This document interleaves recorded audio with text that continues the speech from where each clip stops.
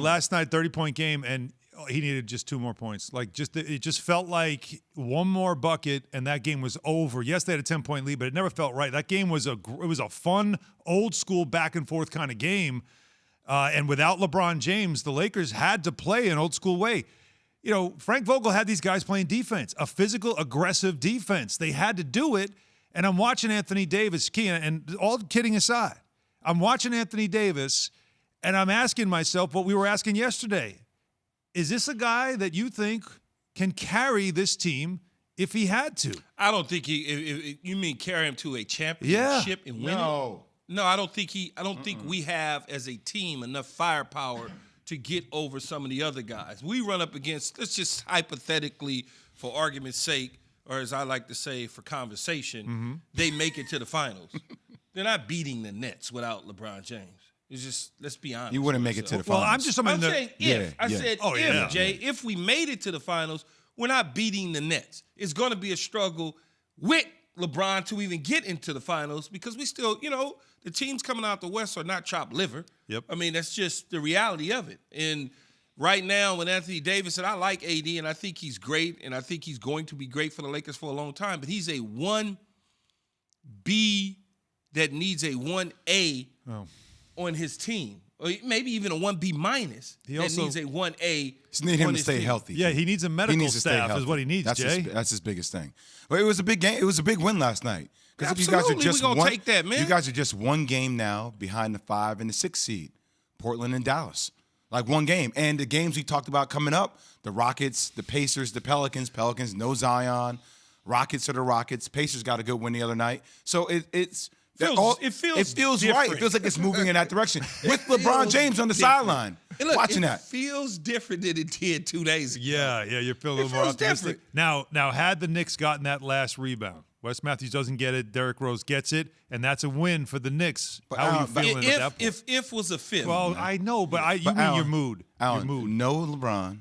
No Schroeder. Yes. No Caruso. No. Right? He only played just 7 minutes in the game. He wasn't very good either. He usually plays a little more than that. You got a quarter out of Kuzma. That was nice of him to show. And the only reason I'm giving the Knicks a pass, last game of the West Coast trip. Like, great West Coast trip for the Knicks.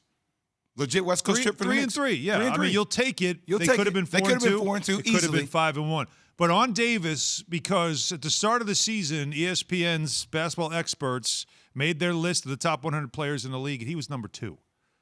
Number 2, and we're watching him this year, and one thing we're learning about, I feel like, again, put a soccer jersey on him. This game, he was on the ground constantly. They were working on him every time out, and even after the game, after the win. Sound is the best. Just listen to him as he talked about how he's feeling.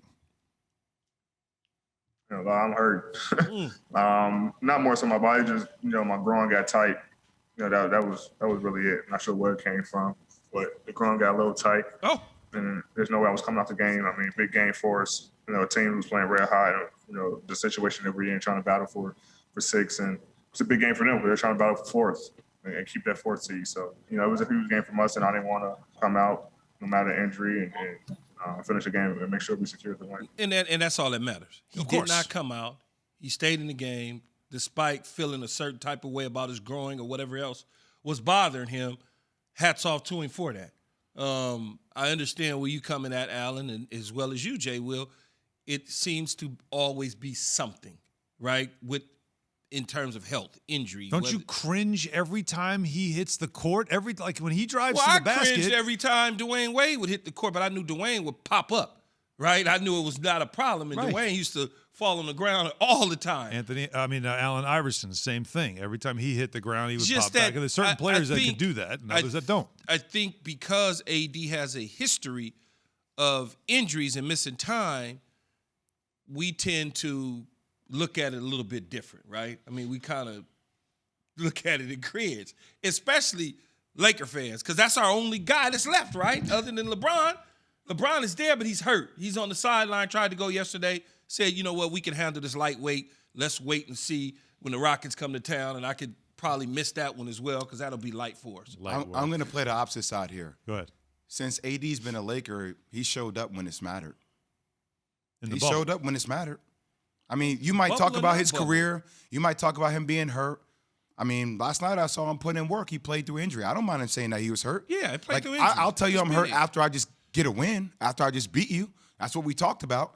So for me, I'm going to back AD up here. I've always said that he's a top 2, top 3 talent in the league. Whether that translates into a top 5 player consistently, that's another question. But when he's on the court and when you need him, if he shows up since he's been in a Laker uniform, which he's done, I'm cool with that, AD. Just keep doing it. And LeBron will do the same. Like I said before, as long as those two are on the floor, I am not betting against LeBron and the Lakers. I'm not. Not at all. And you know why you can't?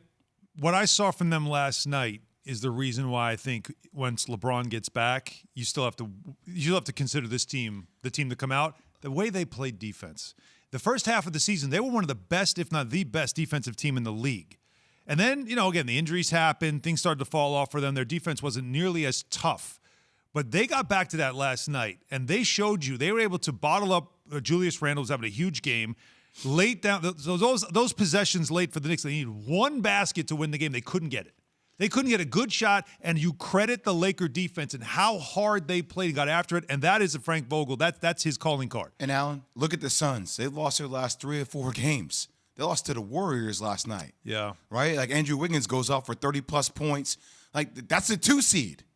Like, Utah's lost too. Like, I'm trying to tell you, it's set up for Now, the Utah will Utah. get Donovan Mitchell back, but you're right about the But Suns. okay, though. he's coming back. All right, how do you come back Yeah. after having extended time off? It's true. Do you come back into playoff shape, ready to go in round 1 if you do go against the Lakers or if you do go against Stephen Curry? Especially since that's not a history for Donovan Mitchell. Some guys can come back after missing time because they've done it so many times. But not him. mentally, they know, Yeah. I'll be fine. I can do this. I'm not worried about it. I don't know if Donovan Mitchell can because he's never had to do it. It's going to be a lot of fun once the playoffs do begin. Thanks for watching ESPN on YouTube. For live streaming sports and premium content, subscribe to ESPN Plus right now.